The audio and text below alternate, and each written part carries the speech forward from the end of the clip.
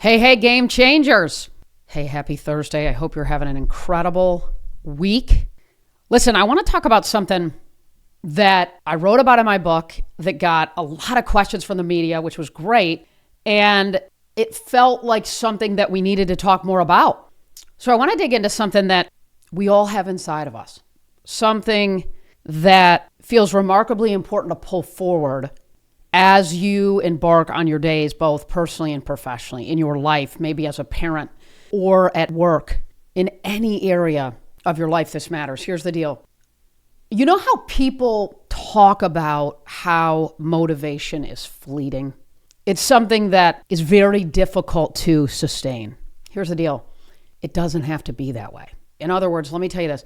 You have at your disposal what you need to sustain your motivation.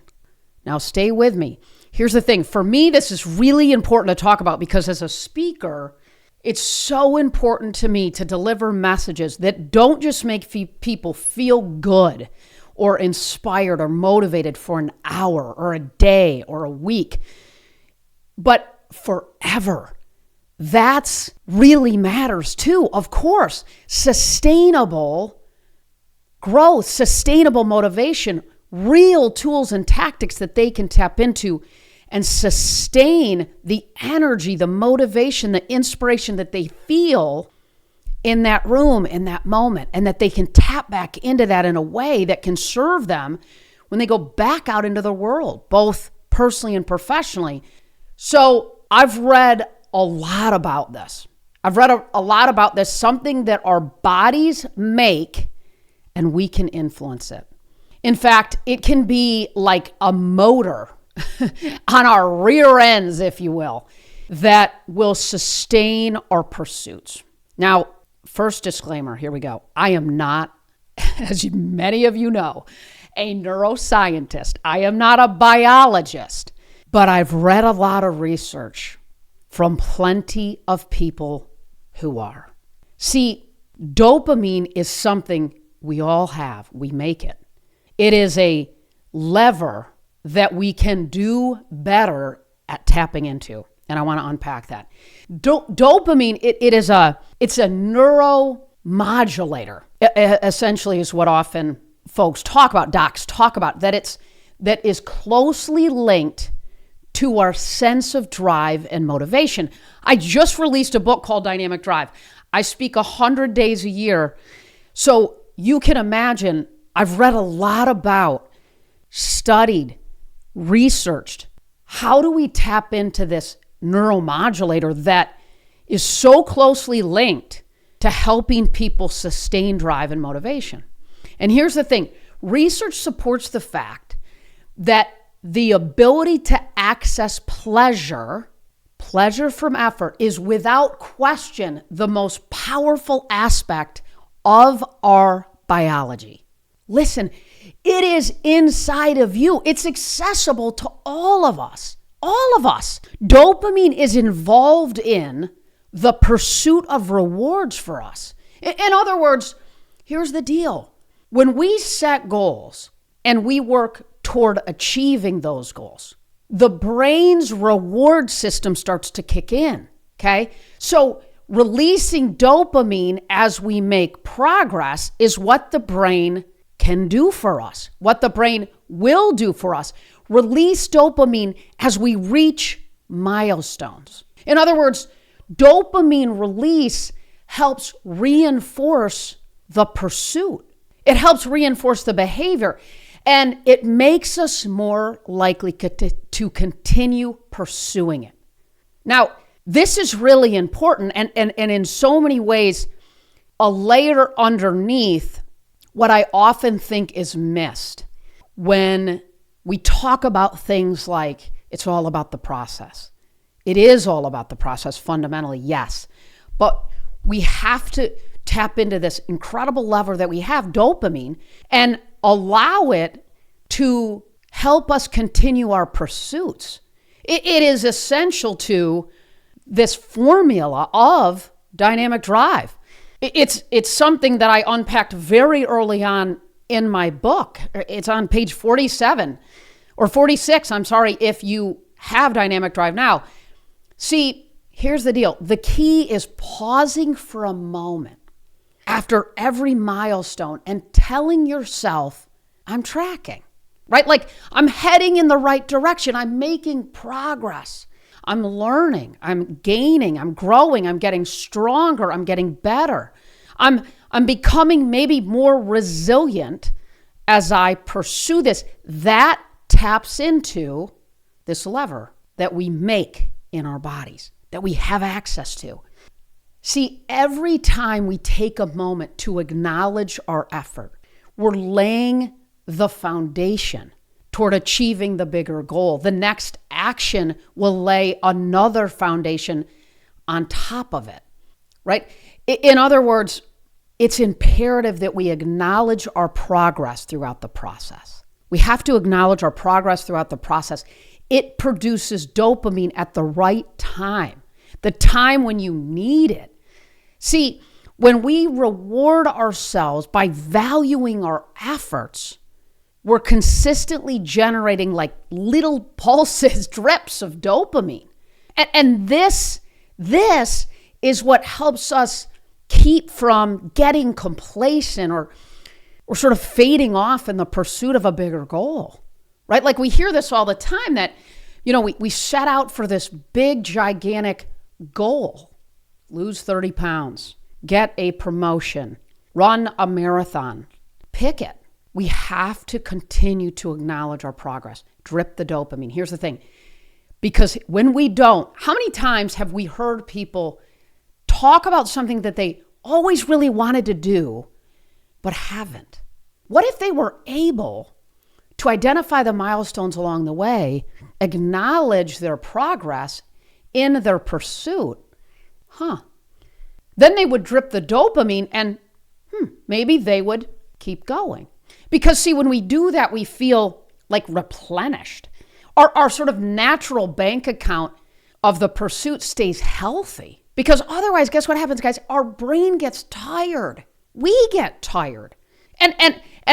We deplete this natural bank account and it gets smaller and smaller and smaller. And that's when we stop the pursuit. That's when we find ourselves saying, man, I always wanted to, right? Like the amount of people that I've always wanted to, write a book, or I've always wanted to. Let's back into a process that will allow us to do it, not talk about it, but do it. Because the natural bank account, it'll wear off. It gets smaller and smaller. And eventually, right, it gets depleted enough that we stop the pursuit. But we can control this in service of pursuing who and what we want to be, do, contribute. This is why an important component of why I wrote Dynamic Drive, because setting and achieving goals in isolation and solely focusing on the achievement is a total train wreck. It's a train wreck. It's not sustainable, let alone not repeatable. This is fundamentally a mission that I'm on because we live in a world that is so focused on superficial achievements, artificial likes. Who are we becoming in that pursuit? How can we ensure that, yes, I'm not suggesting that we don't set goals. What I'm suggesting is that we have to acknowledge our progress along the way. And here's the thing. Sometimes the progress is that we failed and we strengthened our resilience muscle. I'm not suggesting that the process and the progress is always utopia. It's not. This is why setting and pursuing goals in isolation is a disaster. It's a train wreck. It's not sustainable. And there's a better way. There's a better way. A way that will allow you to identify who and what you want to achieve most in your life. Back into a process. Tap into something you already have dopamine in that pursuit so that it's sustainable. It layers on top of each other every single day, every single moment. As we tap into these various levers, and as I talk about in my book, there's 7 keys to unlocking dynamic drive. But certainly I, at the very beginning, dove into the dopamine effect because it's so important. Now, here's the thing. Think about this, all right? Because you may be saying, okay, I like Molly, like I kind of get it, but like tell me more. Like give me, like I gotta buy this. Like I gotta believe you more. Okay, think about this. This is cool. This is some of the research that I studied as we put Dynamic Drive together. And certainly in service of the work that I do as a motivational speaker, it's imperative to me that the inspiration is sustainable. The motivation is sustainable. So think about IKEA. Okay, you know IKEA, right? You buy all the parts and pieces, and then you build a dresser, a desk, a chair, pick it. So there's something that researchers have labeled the IKEA effect. The IKEA effect, which is a cognitive bias to where people place a higher value on products that they've even partially have created themselves. It's a term that comes from the idea that when consumers build their own IKEA furniture, they tend to feel a stronger attachment to it. Wow.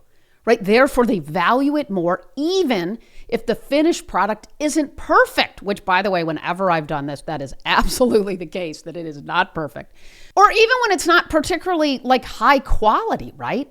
They still have greater value on it. There was a study by behavioral economists that showed that people are willing to pay more for items that they've assembled themselves, and they feel a greater sense of ownership and pride toward those items. Now, here's why this matters. This extends way beyond IKEA and furniture, right? It extends way beyond physical products. It extends to other tasks, it's creative things that we might do in our lives. It extends to this idea that when we reinforce that effort and when there's personal involvement, we can increase our emotional attachment, if you will, to that outcome, that pursuit of that outcome. The more effort something takes, the more we tend to value it, right? I mean, fundamentally, cognitively, this makes complete sense. I always sort of used to say, when you see the tears in the eyes of an athlete when they're standing on the green and hoisting a trophy, or when they're in these moments, the tears are a result of all the effort. That when you listen to the post-game speech, it's the gratitude toward the pursuit. If you threw me on the 18th green of Augusta National and handed me a trophy for winning the Masters, do you think that the emotion would be no? But that is like such a crazy metaphor, but it's an example of the emotion, the gratitude, the fulfillment. All of that is from the pursuit. There's a classic experiment that was done at Stanford. It was done with children in nursery school and in kindergarten. And here's what they did. They were children in nursery school and kindergarten that drew pictures, that loved to draw. They loved to draw. So they pulled the kids, check this out, who liked drawing. They liked drawing already. They liked it. And they gave them a reward for drawing.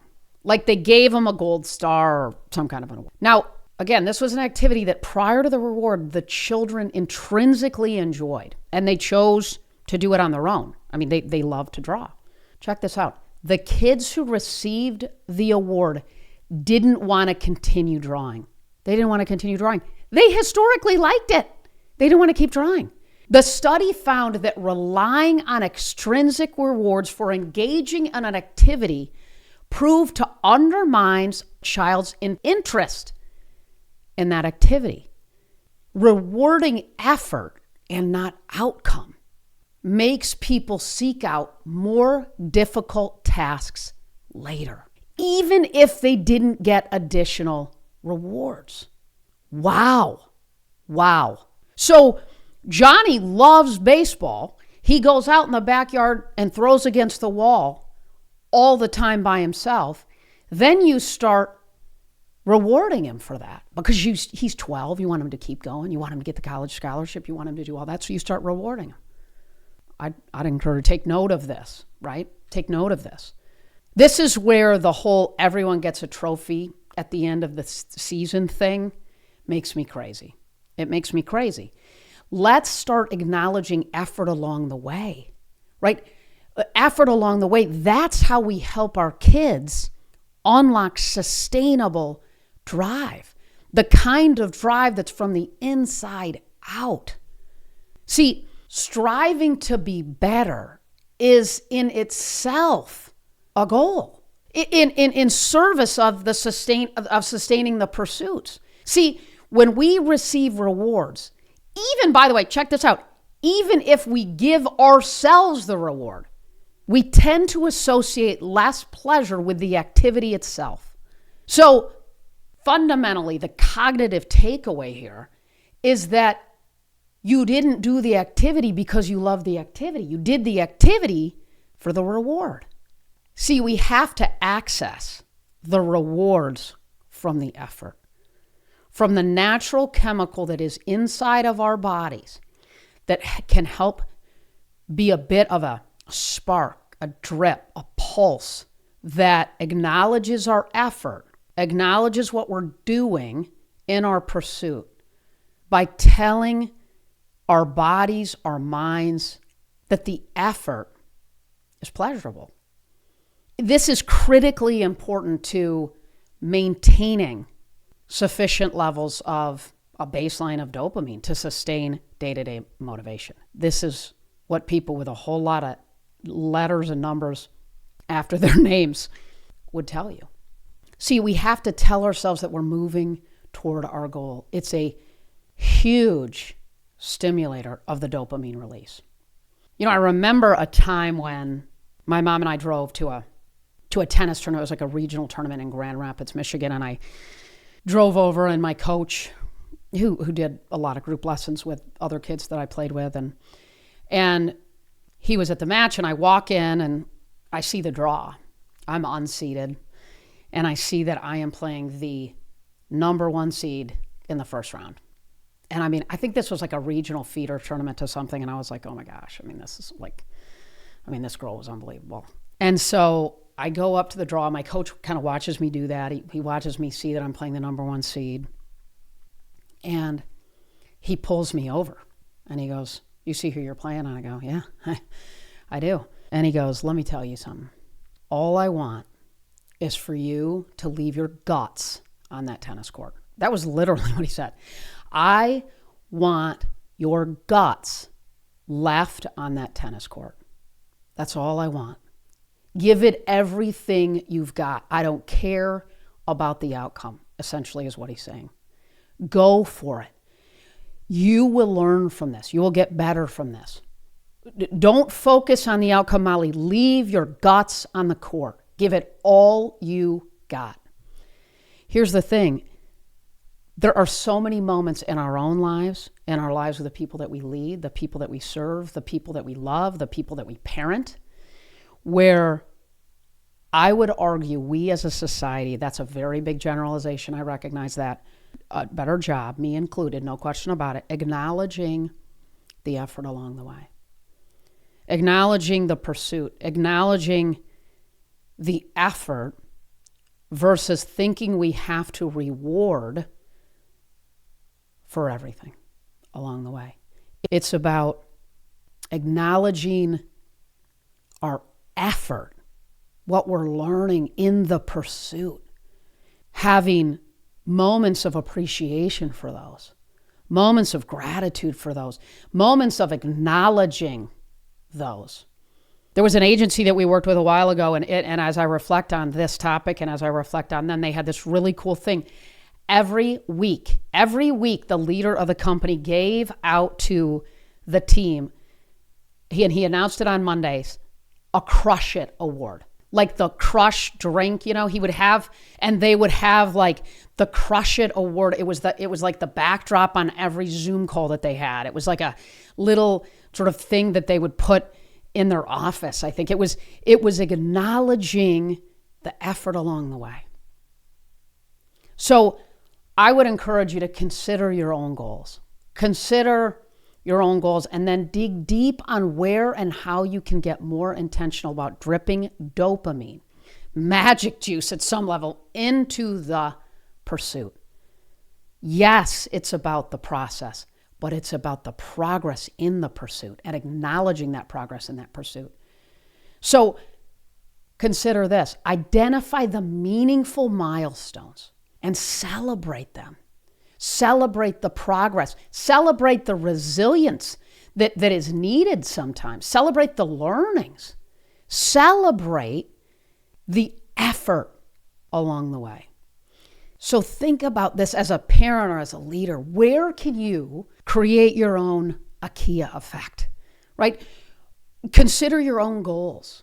Dig deep on where and how you can get intentional about dripping dopamine, magic juice, some would say, right, into your pursuit. Yes, it's about the process, but it's about the progress inside of the process and acknowledging your progress along the way. Identify the meaningful milestones and celebrate them. Celebrate the progress. Celebrate the moments where you've got to be resilient, the learnings. Celebrate those along the way. It doesn't need to be with something material, something external. It's about us internally acknowledging our effort along the way, dripping and that dopamine. That's how we can sustain motivation in service of pursuing a better version of ourselves every single day. So, listen, I talk about this in detail in Dynamic Drive. It's actually on page 46, 47 of the book-ish. Check it out. So now I hope you understand that motivation doesn't need to be fleeting. It doesn't have to be that way. We have at our disposal what we need to sustain it, to sustain our pursuits of better every single day. All right, listen, if you dug this episode, if you think it would help somebody that you care about, do me a favor, subscribe, rate, review, share it with a friend, a colleague, someone in your life that you believe could use this, someone who's maybe pursuing something and needs a nudge, needs a little something to help them keep going. This can be a secret weapon. All right, and as always, listen, if you have any ideas you want me to dig into more on the podcast, hit me up at hello@mollyfletcher.com. And as I always say, big hugs.